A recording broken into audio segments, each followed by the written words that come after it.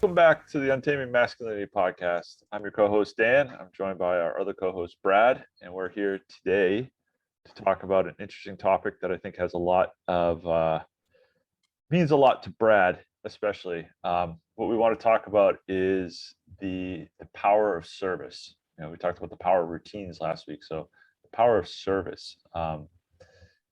So Brad, I'm actually gonna toss it to you right away to let you kind of jump in and give a little background on your thoughts on service and what it kind of means to you. All right. So to me, service is something that has a pretty near and dear place in my heart. And I think that kicked off with something that I did when I was younger. So just throwing this out there for everybody. I am a member of the Church of Jesus Christ of Latter-day Saints, aka the Mormons, aka the LDS Church.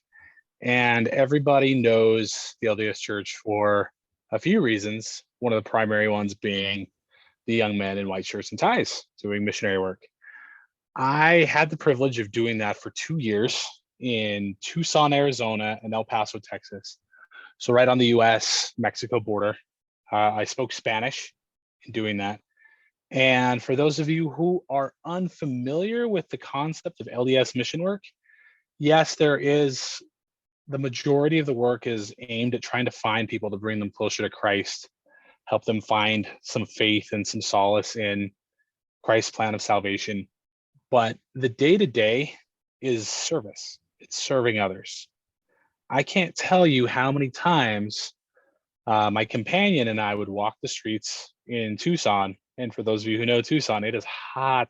It's 110 degrees, sweating like pigs, looking at somebody outside, seeing them paint a wall or dig a trench.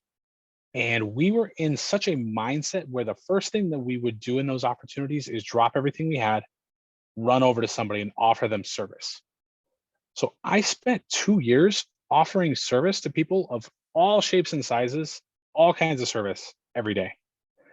And I'm not going to sit here and pretend that every time I offered service, I felt joy or satisfaction. I mean, there was a time where I spent 6 hours tearing out piss-stained and piss-soaked carpet from a house from a lady who had 20 dogs. That was traumatizing. But I will tell you that when you serve others, there is this deep satisfaction that comes from it. There is a feeling like no other when you're giving of yourself and sacrificing a little bit of your comfort, of your time, of your talents, whatever you might be sacrificing to benefit and enrich the life of somebody else. It's intensely gratifying. I think back on that time often. I spent 2 entire years of my life focused on other people. That's something that's pretty rare, and I think has always established a foundation of what it means to serve and try to help other people. And along those lines, that desire to serve continues on today. And that's kind of why we wanted to dive into this topic. Not everybody's going to do something like a mission or go on a mission trip or work for, the United Way or anything like that. But everybody does have an opportunity to serve. And the question becomes, why should a man who is striving to be untamed, who is striving to be sovereign, serve others? What's the benefit of that? So Dan, I'm going to put you on the spot a little bit after giving my spiel. Why do you think that an untamed man should serve others? Well, before we get into the why, I want to define the what, right? We've talked Okay. about service. What is service? What qualifies as service? How do you define that word first before we get into the why and how it benefits us? Service, by its very definition, in my opinion, is the act of giving of your talent, your time, or some other measurements of your personality or person. Did I just say person? Of your person to other people. So, for example, service is giving of yourself to enhance or help somebody else. when you think of serving others, oftentimes you think of feeding the sick, going to a soup kitchen, donating clothes to charity, walking somebody's dog. And while those seem almost like elementary school examples or answers, that's the very gist of serving others. It is helping somebody in need. And that help, in my opinion, starts with an identification. I can look at you, Dan, and obviously you and I were friends. There are certain things you could say or certain things that I could hear in your tone where I could tell that something might be awry. Something's off. You're having a bad day. You're struggling with something. A good example of service is reaching out to you and not only saying, hey, Dan, everything okay? Something sounds off. And then offering my time to be able to allow you to expound if you feel comfortable. So that's a really good definition. And I think that, and correct me if you think I'm wrong here, but I think that one of the underlying tones of that you didn't explicitly state was there's no expectation of return in your actions, right? It is simply a good deed to help somebody else. Yeah, Would you agree with that? I would. Are you familiar with the idea of covert contracts? Yes. Okay, so for those of you guys who might not necessarily be familiar with this idea, a covert contract is exactly as it sounds. There's a book called No More Mr. Nice Guy, written by Robert Glover. I think I may have mentioned it on a previous episode. And a nice guy, one of their defining characteristics is that they give to get. A covert contract is an unspoken, unsaid expectation that if you do X, you're going to receive Y. An example of a covert contract is telling your wife, hey, babe, I love you, but saying it, expecting her to return with, I love you too, or her wanting to have sex, or whatever that looks like. If you do anything in your life with any sort of unspoken expectation of a return, you're participating in a covert contract. Service in its purest form is free of anything like that. Yep, I would agree with that. Yeah, the covert contract thing is something that, from a service point of view, is definitely something to avoid, right? And I think you and I know have talked at length about the concept of covert contracts and trying to avoid those in life. And it can be tough too, because when you're doing something good for someone, it's very hard sometimes not to build this mindset where, well, I'm doing this good thing, so I should get something in return for it, right? That's very much kind of a societal thing that we live in right now, that, well, if I do something, I should get something for it. And that's Yeah. the complete opposite of what we're talking about today. Well, and I mean, how many social media influencers do you see out there who are doing good deeds only to plaster it all over social media for the recognition and the likes and the shares and all of that? Right. That Yeah. that to me is not an example of service. That is showmanship in some capacity. Yeah. So there's a certain humbleness that goes along with service as well, then. Right. Yeah.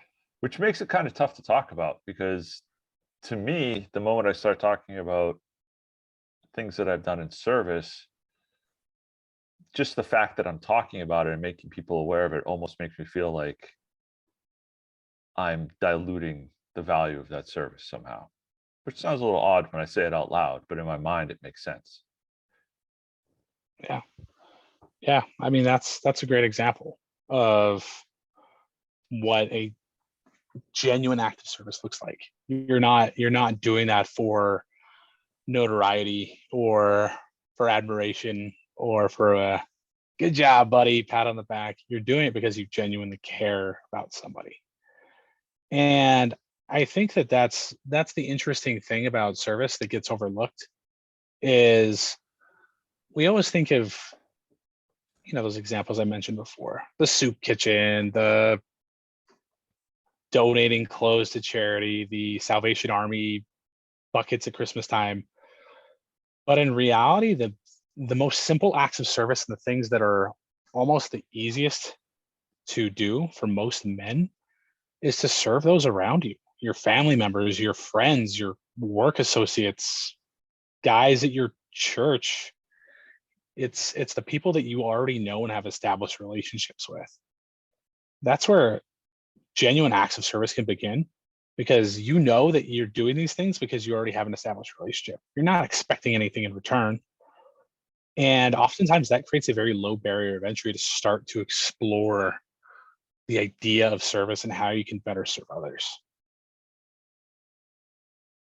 Yeah, the whole aspect of getting something in return is, it's really kind of striking a few chords with me, because the funny thing about service is, if you do it in the most humble of senses and don't expect something in return, you invariably get a lot in return for it. Yeah. Right. Whether it's a simple sense of self-appreciation, or just feeling good about yourself. Hey, I did a good thing for somebody. Or somebody goes, man, that guy, that he did something really nice for me. He really helped me. Let me help him somehow in the future. And somehow that comes around and pays you back somehow. Even though you're not looking for it. It really is funny to me how the whole concept of the more you give, the more you get kind of plays out in life. But you have to have that covert contract removed from the situation. You have to not expect to get back, and all of a sudden you start to actually get back, which is it's very counterintuitive. Yeah. I'm going to lead off. I've got a question. I want to take a more holistic Sure. 10,000 foot view of the entire concept of service. So I'm going to ask you something. Can you recall any examples of where somebody served you in a way that deeply impacted your life? Well, while I think of one, why don't we throw it back to you? If you got a couple, let me stew on this one for a minute. Okay, let me regale you with a tale of when I was a little boy. When I was young, my parents were poor. We were very poor. There were moments where we thought that our house was going to be foreclosed on several times. Just to illustrate just how poor we were, for until I was 8 or 9 years old, my mom was the primary breadwinner for our home. She worked at McDonald's. My dad was going to college. His part-time job was McDonald's. We didn't have a lot. And there was one year that we were in pretty dire financial straits. I don't remember well, but I've since been told by my parents that it was rough. And they didn't know if they were going to have any money for us for Christmas. And I think it was one of those things that really affected my dad. He's a proud man who wants to provide for his family, and it was hard for him. And one night we were just getting ready for bed. It was 8 or 9 p.m. I can't remember. I remember it was dark. Heard a knock on the door. It's like, what was that? Opened the door. There was like 2 cans of Sprite outside. I'm like, all right, whatever. Had a bow on it. Okay, cool, whatever. Next night, knock on the door. I can't remember what it was the next night, but it was like cookies or dinner or something like that. And this pattern continued every day for 12 days. The gifts kept getting bigger and bigger. And Christmas Eve comes, knock, knock, knock. Door knocks. And now we're like, all right, somebody's up to something. I mean, we knew who it was. We knew something was going to be out there for us. And it was a Christmas tree. It was gifts for my mom, gifts for my dad, gifts for us kids. It's my brother and I. And I'm even getting emotional talking about it now. But my dad brought it all in. And this was the only time in my life I've ever seen my dad cry for anything. Broke down in tears like a baby.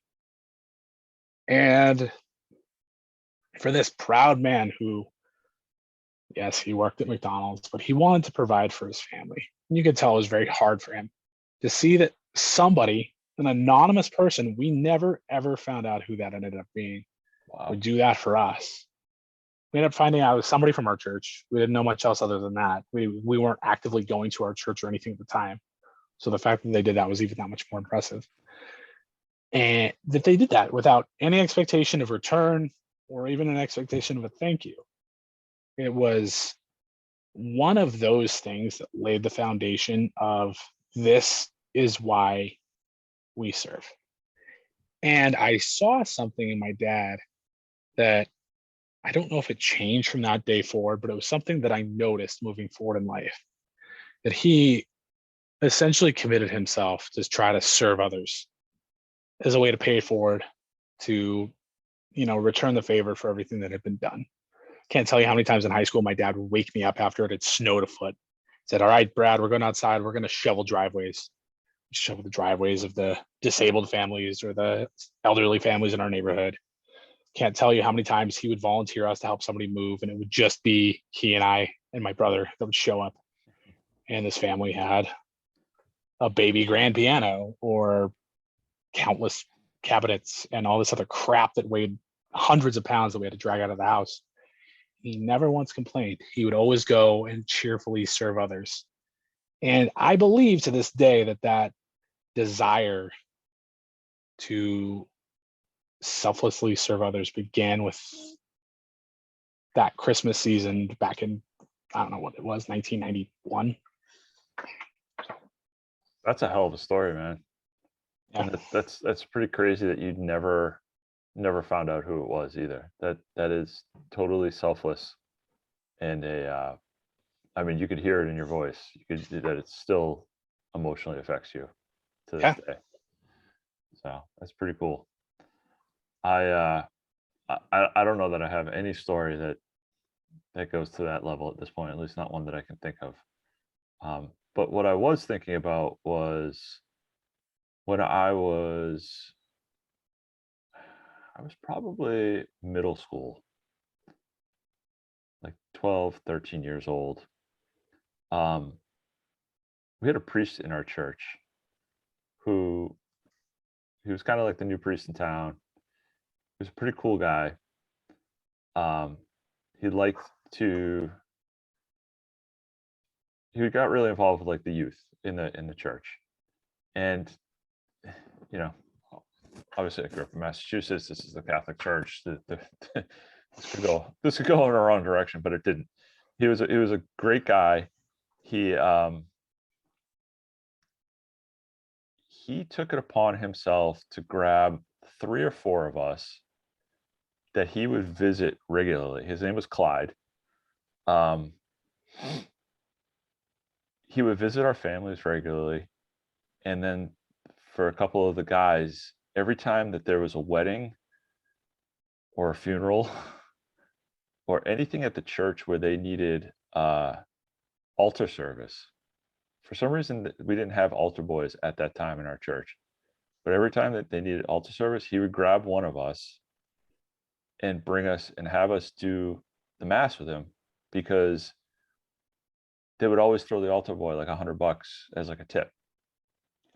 And he was just looking out for us, and he'd grab us, he'd bring us out to like friendlies. He was always setting up like group trips for the like, I can remember he set up like this cruise for the 7th and 8th grade kids. It was like a cruise dance in Boston Harbor. He worked with the parents and stuff to set that up, but he served that community, and he specifically took a couple interest in a couple of us who were struggling with the church at that time, and really kind of pulled us in. The guy ended up becoming a huge family friend. When I got married down on Long Island, I think I've mentioned before, my wife is Jewish. We had the standing joke of a rabbi and a priest walk into a marriage hall kind of wedding. He came down, did the wedding down here, like the whole 9 yards. He was a great guy. I will never forget him. But his service to the community at large, and to me and a couple of close friends in particular, always just stuck with me, because it was back in the time when, and it's still the case now, where like, unlike other Christian denominations that I see where they have like solid youth groups, like the Catholic Church, and at least the parishes that I were in, they never had good youth programs. And he kind of saw that and kind of realized that he needed to latch on to make sure that these kids were kind of sticking with the church and still, you know, interested in it. But he did it so selflessly too. Like he just had a genuine interest in being in the community and involved. Whereas most Catholic priests they've got almost this air about them to me, you know, and I don't want to go too far into that, but it's they tend to be very removed from the church, and he didn't have that, and it always struck me as different and as just very forward focused and community focused instead of, you know, the typical priest. I don't know. So even in you telling that story, you could pick up pretty clearly on areas in which he imprinted himself on your life in a positive way. Like that was very apparent. And I do believe that imprinting, if you will, on others' hearts is one of those benefits of serving others. So I guess it comes down to this. We've shared some really good examples of what service looks like. Possibly even some rudimentary ways of serving others and where to begin. So I guess the question is, for a man who maybe looks at himself in the mirror and either feels guiltily selfish or feels that he doesn't know where to begin to serve others, I'm going to kick this over to you intentionally, so I know it'll make you squirm a little bit. How does that man start to identify and act upon this idea of serving others? You know, it's an interesting question because first you have to defeat that self-serving or selfish mindset, right? You have to fully, in my mind, you have to fully embrace the idea of I'm going to do something with absolutely no expectations and absolutely no other reasons than to just do something good for someone else. And then go ahead. So for a man who has a job, has a family, has a mortgage, has a car payment, has a couple of hobbies he likes to do, has his Netflix shows he's interested in watching, who likes to cook a little bit, who likes to hunt on weekends, who feels that his schedule is filled up with stuff that he's working on, how does he begin to identify or dip his toe in those waters? Well, I think the answer to that is the same as we've talked about just about everything so far, right? Is start small. First of all, figure out what your strengths are, right? Figure out what you are good at.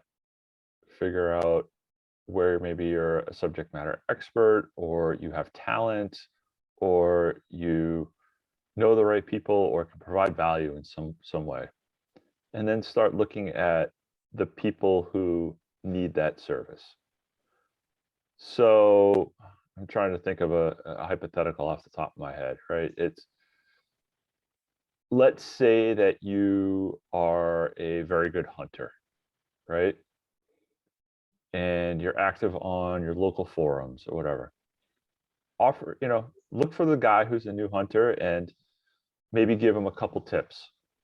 Maybe, if he's looking for, we're both new bow guys, right? If he's looking to buy a bow, maybe you just offer him a couple of tips on how to go about buying a bow or what to look for, what to avoid, that kind of stuff. It's a very simple way to start, but it's that little bit of giving, right? Then maybe you work up to the point where you offer to meet somebody for a cup of coffee and talk about bow hunting, or you take them to, you decide to meet them at the archery range, maybe give them a few tips on their form. And then eventually maybe that works into taking somebody out for a day and taking them hunting and kind of showing them the ropes, so to speak. I think you can start small and kind of build. And to me, it's one of those things too, where you'll start to see more opportunities as you start to give. You'll start to say, okay, well, I'm giving in this avenue, but I'm also pretty good over here. Maybe I'm a hunter, but I'm also a financial advisor, and there's somebody that needs some kind of financial assistance, that I can do, without any kind of compensation or whatever. To me, that's how it kind of starts. Got any input there? Yeah, I think that's really, really good. I also think one thing that a lot of guys already do that they don't necessarily recognize is listen. And I mean listening intently. I don't want to sound as if I'm bragging, but I do feel that this is something I'm pretty good at. Is that if I'm having a conversation with somebody, whether it be a friend, whether it be a colleague, I've gotten pretty good at picking up on cues that seem to suggest if something's off in their life. When you're talking to somebody, you can tell by their demeanor, or if they make a passing reference to a struggle that they've got going on, if they're self-deprecating in some way. There are areas of opportunity. Those are subtle cries for help. I think that that's one thing that's pretty slept on is we as people, and as men especially, as much as men love to pretend that we are the lone wolf and that we can go at things alone, how many men are out there and you're like, hey man, how you doing? Oh, it's a struggle right now. Or things are good, but just going through some stuff with the wife, or kids drive me crazy. Even little things like that. They're essentially inviting you into their life a little bit. Take advantage of that. Dig in a little bit. Ask them a couple of follow-up questions. You might be surprised what you find out. And just those subtle things, just by taking a minute of your day to talk to somebody, that's going to help them. They might be able to get something off their chest they didn't know if they were going to be able to otherwise. You and I, our mutual friend Cameron, is always harping on everybody about the concept of leaning in. Mm-hmm. Trust others. That's essentially a way of saying, if you need help, don't fake it. Put yourself out there. Give yourself an opportunity for somebody to catch you. But if you're looking to serve others, be that person who's willing to catch somebody else. Listen for those subtle cues. And then to follow up on those subtle cues after a conversation, it's like you said, here's an opportunity to invite them to, go shooting, or to go to a movie, or to go grab a bite to eat, or whatever that might look like. And oftentimes that's all that any other man could ask for. And I think that that's something that's very slept on, that's right there in front of us all the time. The interesting thing you brought up there too is sometimes the service is literally just being there. Like you said, just go to a movie, right? Sometimes you don't have to be fixing. As men, we love to fix things. I mean, Yep. I sometimes literally have to ask my wife when she's venting to me, I'm like, are you looking to just vent, or do you want me to help you fix it? Because my initial reaction is to fix it. And sometimes that's wrong. But as men, we love to fix problems, but sometimes just being there, just having that friend, having that companion, just to be like, you know what? Let's forget about the Warriors of the world and go see the new James Bond movie or whatever's out at the time. And that will help the person through whatever they're going through. And it's selfless. I mean, maybe you pick up the tickets or whatever. It's just being there for that person. It can be the most simple act of service that you can provide. Yeah. And I think as men, you hit on the lone wolf thing, and that's really important to kind of hit on here, right? We thrive in the pack. The lone wolf, it doesn't work. As much as these big tough guys want to say that, and we know some big tough guys, and I can think of one in particular that you talk to a lot now. He went out on his own. He did his own thing, and the first thing that he said to me was, I need to get back in the pack. And he's thriving from everything I'm hearing. So Oh yeah, he's thriving. He's doing great. So I mean, it doesn't work that way. We are pack animals, and making sure that your people are in a pack can be one of the simplest forms of service that you can provide. Now, yeah, can you go join Habitat for Humanity and build homes, or provide pro bono legal service, or whatever you do that you're a subject matter expert in, provide that to people to help them? Absolutely. And that's great. But start with your friends, start with your family, start with your church, start with, your local community, and start small and easy, and just be there and don't expect anything in return from it. There's one other thing that we also need to make sure that we're aware of and cognizant of, and that is don't overdo it. Know your limits. I think one thing that can be lost in this desire to help and serve others is sacrificing of yourself so much that you start to harbor resentment or frustration towards someone because of all that you're giving them, and you feel that they're either taking it, exploiting it, or not necessarily returning the favor. There's a guy that you and I used to know that was in a bad way. He had a lot of things going on in his life, and I kind of took it upon myself to try to do what I could to help him. Then next thing I knew, before too long, I found myself spending hours on the phone with this guy, talking to him about his issues, challenging him, encouraging him, pushing him to try to do something differently to get a better result. And he refused to act. And I became guilty of hanging on too long and just trying to dig deeper when it became readily apparent. You'd even told me at one point that it's like he doesn't want to help himself, to everybody else around me. And even subconsciously, I knew he didn't want to change, and I started harboring resentment and frustration. If you're trying to serve others, that's a very noble thing. It's a very Christ-like thing to do, but you have to know your limits. If something feels awry, if it feels as if you're doing it and not getting anything in return, or that you find your demeanor changing and you're not actually enjoying the act of service, I'd actually suggest that you check yourself and see if what you're doing for a particular person generally is really worthwhile.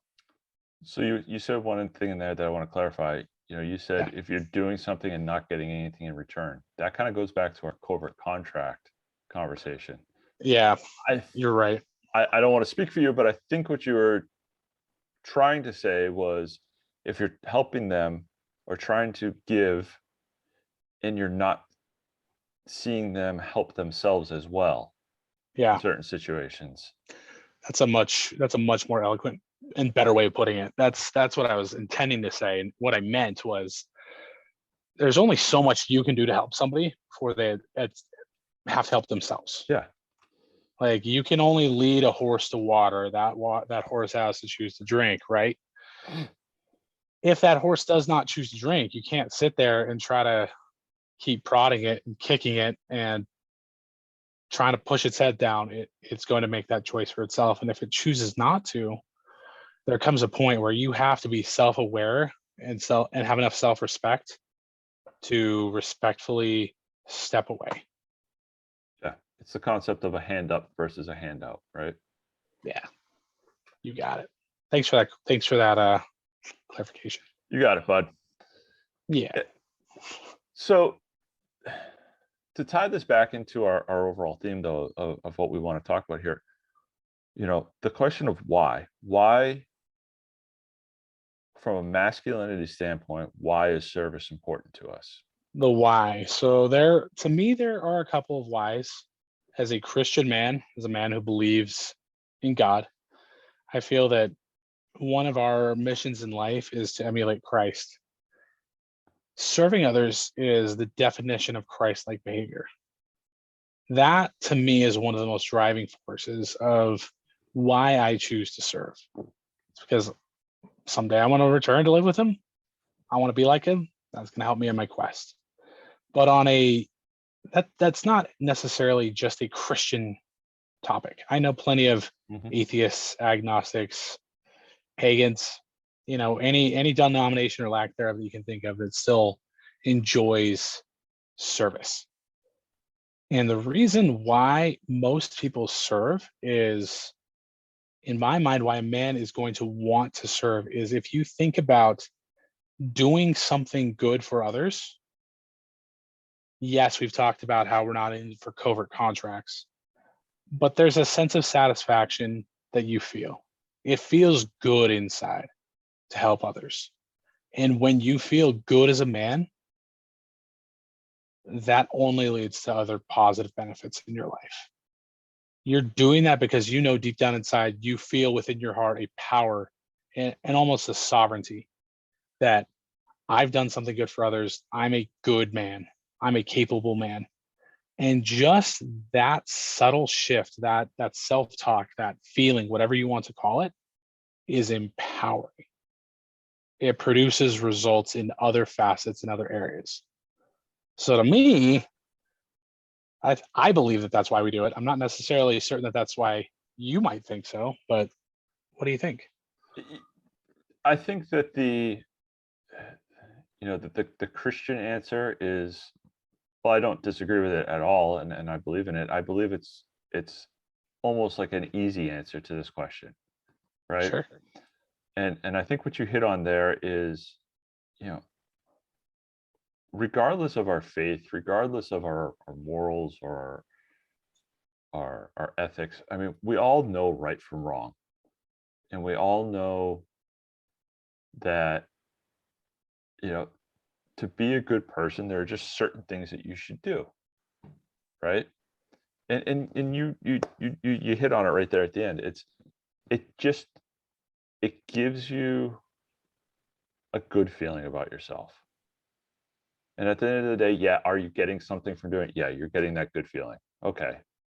So, when we talk about getting something, we're talking about monetary or tit for tat kind of favor or whatever. That's not what we want. Feeling good about yourself and doing something that just makes you feel good inside, it makes you feel like you can look yourself in the mirror and keep your shoulders up high. Like, that's good. And that, as you said, transgresses across life and keeps you improving in other areas. So, I mean, to me, it just comes down to being a good person. Do you know who William McRaven is? I think he was Jocko's commander. It rings a bell, but I can't place it. So he's a naval commander, and he wrote a little book called Make Your Bed, and these small little things that you could do every day to change your life. The whole concept of that book is if you make your bed every morning, you're going to start your day off with a win, and that's going to have compounding gains. It's like we've talked about on several of these episodes about getting up and going to the gym. When we do small things that better ourselves, there are compounding effects that positively affect us from there.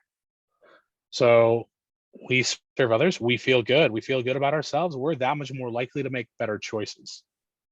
As we make those better choices, from a stacking, cumulative, compounding way of looking at things, it starts to, one on top of another, we start to see success come in our lives by simply doing something good. Mm-hmm. And that, in a lot of ways, is why service is so powerful. Is I'm going to serve others. I'm going to feel good. I'm going to benefit the life of somebody else. Because I feel good about myself, that makes me that much more likely to make another good choice. It's actually probably a great way to wrap it up right there. All right. So,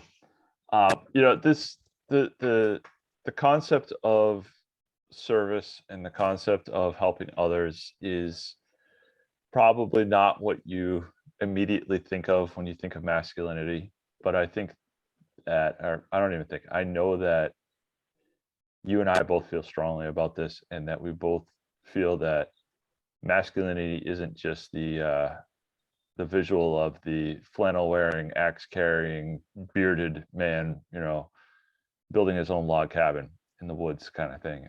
There is layers and layers and layers that create a masculine man and an untamed masculine man. And I think it's important that we hit on issues like this that are what I would call the softer issues of masculinity, as opposed to some of the more, tangible ones that we definitely will talk about as well. So Yeah. I really enjoyed this. I appreciate your input and some of the stories you had to tell. So thanks for Likewise. that. As far as the podcast goes, I want to thank everybody who's been listening so far. It's we're hearing good things. To that end, please leave us a rating and review on your podcast players. This goes a long way to letting us spread the word here, and please share on social media. Again, that definitely helps us. We got some big things coming in the future. We are working on setting up our first interview, so that should be fun. That'll throw a whole new wrinkle into our conversation. But I think the guy that we got lined up is going to be a good conversation. We may or may not have referenced him at some point in this episode. Yes. So.